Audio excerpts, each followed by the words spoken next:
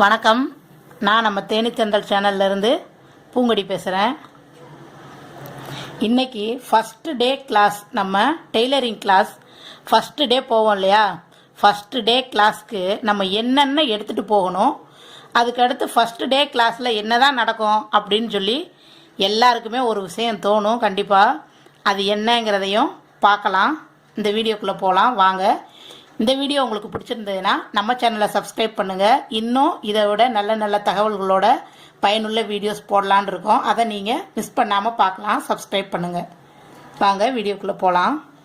இப்போது tailoring class போகணும் அப்படின்னோடனே நமக்கு தேவையானது மிக முக்கியமானது என்னென்னா, இந்த மாதிரி ஒரு டேப்பு,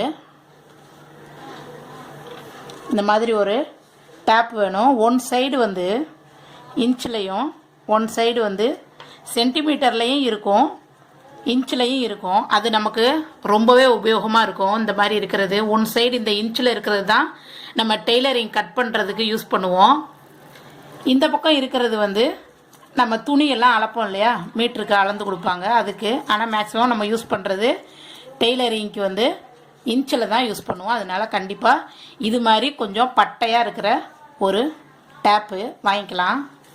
நெக்ஸ்ட்டு ஒரு சிசர் வாங்கும்போதே நல்லா பிராண்டடாக நீங்கள் நல்லா பெருசாக வாங்கிக்கிட்டிங்கன்னா அது பல வருஷத்துக்கு வரும். நான் இது வாங்கி 8 வருஷம் ஆச்சு.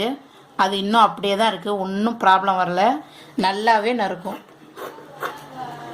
அதனால் நீங்கள் இது மாதிரி நல்ல ஒரு பிராண்டட் உள்ள சிசர் ஒன்று வாங்கிக்கலாம். இது கண்டிப்பாக தேவை. இன்றைக்கி இதுக்கு அடுத்து தேவை நம்மளுடைய இந்த மாதிரி ஒரு கட்ரு. நாம் ஒரு சின்ன நூலுனா கூட நம்ம கட் பண்ணுவோம், இந்த மாதிரி பிசுறு எதுனா கட் பண்ணுவோம். அந்த மாதிரி கட் பண்ணுறதுக்கு இவ்வளோ வெயிட் இருக்கிற நம்ம சிசரை தூக்கி கட் பண்ண முடியாது, இதுவே போதும். அதனால் இந்த மாதிரி ஒரு சிசரு கட்டர், இது வந்து 20 ருபீஸ் தான், அதிக ரேட்டு கிடையாது. அது மாதிரி நம்மளுடைய டேப்பு ஒரு 15 ருபீஸ். இது மட்டும் கொஞ்சம் நல்லதாக பார்த்து வாங்கிக்கோங்க. ஒரு தடவை வாங்கினாலே நமக்கு பல வருஷத்துக்கு உபயோகமாக இருக்கும். அது மாதிரி இந்த சிசர் வந்து சாணம் பிடிக்கும்போது, இந்த தெருவில் வர்றவங்க கிட்ட சாணம் பிடிக்கிறத விட நீங்கள் ஆசிட் சாணம் பிடிச்சிங்கன்னா 1 இயருக்கு நம்ம ப்ரொஃபஷனலாக யூஸ் பண்ணாலுமே 1 இயருக்கு நல்லாவே இருக்குது. அதனால தான் என்னுடைய அந்த எட்ஜஸ்லாம் பார்த்தீங்கன்னா தேயாமல் நல்லாவே இருக்கும். இது வந்து ஒரு சின்ன டிப்ஸாக நான் இதில் சொல்கிறேன். ஓகே, நம்ம அடுத்து என்ன தேவைன்றதை பார்க்கலாம். இது மாதிரி ஒரு குண்டூசி பேக்கெட் இந்த மாதிரி தான் கிடைக்கும். இது ஒன்லி 30 ருபீஸ் தான். இது எதுக்குன்னா, நம்ம இந்த மாதிரி அளவுகள் எடுப்போம். அளவு எடுக்கும்போது இந்த துணி வந்து நகர்ந்து போகாமல் இருக்கிறதுக்காக இந்த மாதிரி நம்ம அங்கங்கே பின் பண்ணி வச்சுக்கலாம். அதுக்காக நமக்கு இந்த குண்டூசி தேவை. காட்டன் துணி பரவாயில்ல, அது நழுவாது. நம்ம மற்ற துணிகள் இருக்கும்போது கண்டிப்பாக இது பிகினர்ஸுக்கு வந்து ரொம்பவே யூஸ்ஃபுல்லாக இருக்கும். அதனால் இது ஒன்று வாங்கிக்கோங்க. நெக்ஸ்ட்டு இந்த மாதிரி டீஸு. இந்த டீஸ் எதுக்குன்னா, நம்ம எந்த அளவு அப்படின்னு சொல்லி நம்ம மார்க் பண்ணுவோம். இதை எடுத்து ஒரு 3 இன்ச்சு அப்படின்னு சொல்லி நம்ம மார்க் பண்ணும்போது ஹைட்டு 3 இன்ச் அப்படிங்கும்போது நமக்கு இந்த மாதிரி கோடு மார்க் பண்ணிக்கிறதுக்கு. இது வந்து எப்படின்னா, நம்ம இப்படி தட்டி விட்டதும் தேய்ச்சாலும் நமக்கு வந்து டக்குன்னு போயிடும். அதனால் நம்ம கலராக வச்சுக்கலாம். அந்தந்த துணிக்கு ஆல்ட்ரேஷன் கலரில் யூஸ் பண்ணுறதுக்காக மார்க் பண்ணுறதுக்கு இந்த டீஸு பேக்கெட்டாகவும் வாங்கிக்கலாம், சிங்கிளாகவும் வாங்கிக்கலாம். நெக்ஸ்ட்டு வந்து நமக்கு த்ரெட்டு. நம்ம எந்த கலர் யூஸ் பண்ணுறோமோ அதுக்கு தகுந்தா போல் நம்ம நூல் வாங்கும்போது வந்து நீங்கள் பாலிஸ்டரில் கலந்த மாதிரி வாங்கிக்கோங்க. அப்படின்னா தான் நம்மளுடைய தையல் வந்து ஸ்ட்ராங்காக இருக்கும். பியூர் காட்டனாக வாங்கிட்டிங்கன்னா டக்குன்னு அது பிஞ்சு போயிடும். நூல் உங்களுக்கு தெரியும், 4 ரூபா 5 ரூபா அந்த மாதிரி கிடைக்குது. நெக்ஸ்ட்டு வந்து இது மாதிரி ஒரு திக்கான ஒரு நீடில். இது எதுக்குன்னா, தையல் போட்டுட்டு நம்ம தப்பாக போட்டுட்டோம் அப்படின்னா அந்த இடத்துல வந்து பிரிக்கிறதுக்காக இது மாதிரி ஒரு ஊசி. அதுக்கடுத்து நம்மளுடைய மிஷின் ஊசி. நான் வந்து பெரிய மிஷின் தான் வச்சுருக்கேன். சின்ன மிஷின்னா உங்களுக்கு இங்கே வந்து பட்டையாக ஒரு இடம் இருக்கும். ஆனால் பெரிய மிஷினில் அது கிடையாது. இந்த ஊசிலேயே உங்களுக்கு பார்த்தா தெரியும், ஃபுல்லாகவே ரவுண்டாக தான் இருக்கும். அதனால் இது பெரிய மிஷினோட ஊசி. அது எப்பயுமே நமக்கு ஒன்று ஸ்பேரு கையில் இருக்கணும். அதனால் இது ஒன்று நமக்கு வேணும். நெக்ஸ்ட்டு வந்து பாபின். இது கேஸு, இது பாபின். இது வந்து நமக்கு பெரிய மிஷினுக்கு ஏற்ற மாதிரி, சின்ன மிஷினுக்கு தனியாக இருக்குது. இது என்னோட பெரிய மிஷினுக்கு ஏற்ற மாதிரி இது கேஸு. இது வந்து பாபின். பாபின் வந்து நம்ம 4-5 வாங்கி வச்சுக்கணும். ஏன்னா அந்தந்த கலருக்கு ஏற்ற மாதிரி நாம் வந்து போடும்போது நமக்கு கண்டிப்பாக குறைஞ்சது நீங்கள் இப்போ தான் லேர்ன் பண்ண போகிறீங்க அப்படின்னா கூட கிளாஸ்க்கு போகும்போது 4-5 வாங்கி வச்சுக்கிறது நல்லது. இது 3 rupees, ஜஸ்ட் 3 rupees தான். இதுதான் கேஷ் தான் 60 ரூபான்னு நினைக்கிறேன். இதுவும் வாங்கிக்கோங்க. நெக்ஸ்ட்டு வந்து இந்த மாதிரி ஒரு சம்சா கட்டர் மாதிரி ஒன்று இருக்கு இல்லையா, இது வாங்கிக்கோங்க. இது எதுக்கு அப்படின்னா, இப்போது நம்ம சுடிதார்லாம் மார்க் பண்ணும்போது பார்த்தீங்கன்னா நம்ம மேலே தான் மார்க் பண்ணுவோம். இந்த மாதிரி மேலே மார்க் பண்ணுவோம், நமக்கு அடியில் விழுகாது. அதுக்கு நாம் என்ன பண்ணுவோம்னா இந்த இதை வச்சு இந்த மாதிரி இது மேலே நல்லா இப்படி தேய்ச்சி விட்டோன்னா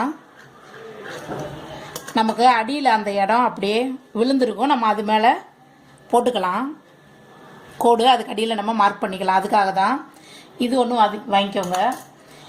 இதுக்கு அடுத்து ரொம்ப நமக்கு முக்கியமானது என்ன அப்படின்னா ஒரு ஸ்கேலு, ஸ்ட்ரெயிட் ஸ்கேலாகவும் நீங்கள் வாங்கிக்கலாம். இந்த மாதிரி ஸ்கொயரு, நான் ஸ்கொயர் ஸ்கேலாக வாங்கியிருக்கேன் பாருங்கள். இது வந்து ஸ்கொயர் ஸ்கேலு.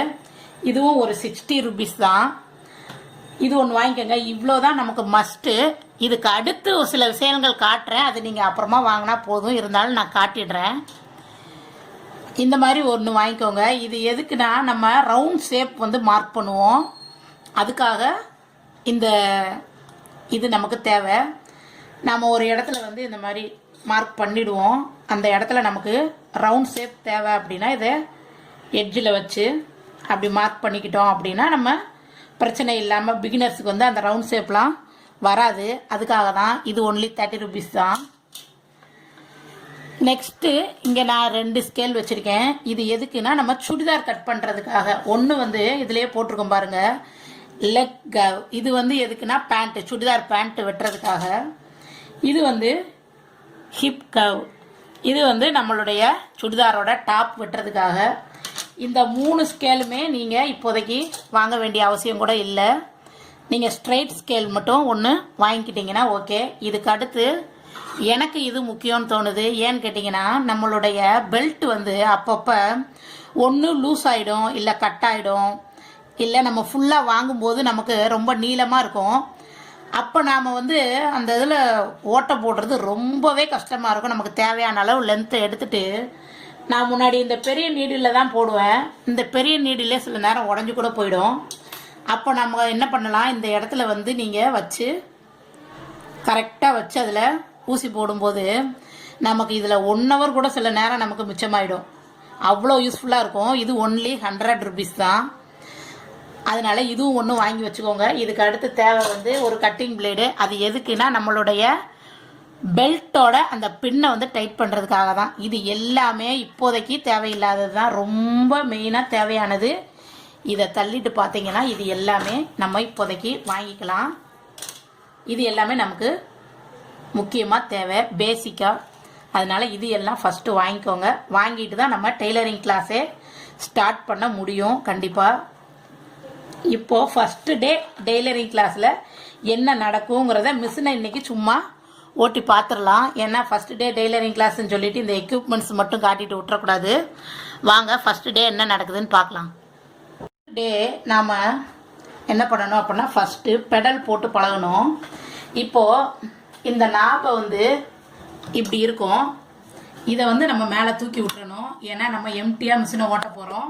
அதனால அதை தூக்கி விட்டுறலாம். தூக்கி விட்டுட்டு பாருங்கள், பெல்ட்டெல்லாம் கரெக்டாக போட்டுட்டு இதை நாம் எப்பயுமே ஃபஸ்ட்டு ஸ்டார்ட் பண்ணும்போது நம்ம பக்கமாக பாருங்கள், நம்ம எப்படி உட்காந்துருக்கோமோ நம்ம பக்கமாக இப்படி திருப்பிட்டு அதுக்கப்புறம் நம்ம மிதிக்க ஆரம்பிக்கணும். இப்போ நான் காட்டுறேன்.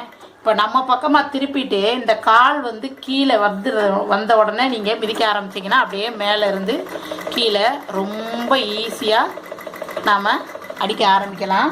மறுபடியும் சொல்கிறேன், இந்த இதை நம்ம பக்கம் திருப்பிட்டு அடிக்க ஆரம்பிக்கணும். இது மாதிரி நீங்கள் கொஞ்சம் நேரத்துக்கு தொடர்ந்து போட்டு பார்க்கணும். ஃபஸ்ட் டைம் நீங்கள் பண்ணும்போது கண்டிப்பாக அது இந்த மாதிரி பேக் சைடு அதுவே போயிடும். நீங்கள் கரெக்டாக அந்த இது போட வராது. எல்லாருக்கும் அது மாதிரி தான் இருக்கும். ஆனால் நீங்கள் ஒவ்வொரு தடவையும் இது மாதிரி ஃப்ரண்ட்டில் இழுத்து விட்டுட்டு காலு கீழே போக ஆரம்பித்ததும் நீங்கள் அப்படியே மேலே அப்படியே ஸ்மூத்தாக அடிக்கலாம்.